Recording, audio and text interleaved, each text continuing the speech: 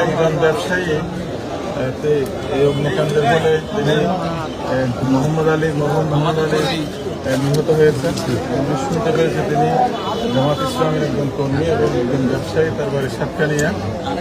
তো একই সাথে অনেকগুলো দোকান এখানে ঘুরে গেছে, কোটি টাকার মানুষের ক্ষতি হয়েছে।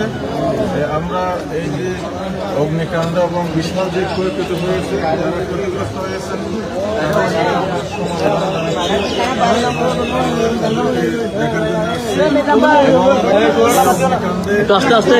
একজন ব্যবসায়ী যিনি মারা গেছেন, আমরা তার রুহের মাগফিরাত কামনা করতেছি, আমরা তার পরিবারের করতেছি।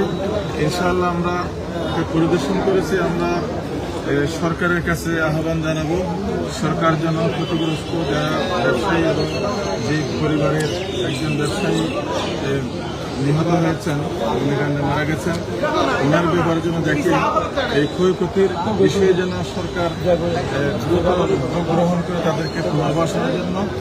জামাত ইসলামী একটি মানবিক সংগঠন, আমরা যেখানে মানুষের দুঃখ দুর্দশা সেখানে আমরা তাদের পাশ থাকার চেষ্টা করি। ইনশাআল্লাহ আমরা আমাদের পক্ষ থেকেও আমরা সর্বাত্মক সহযোগিতার হাত বাড়াবো এবং যারা নিহত হয়েছেন তার পরিবারের খোঁজখবর আমরা নেব এবং যারা আহত হয়েছেন তাদের চিকিৎসার ব্যাপারেও আমরা খোঁজখবর নেব।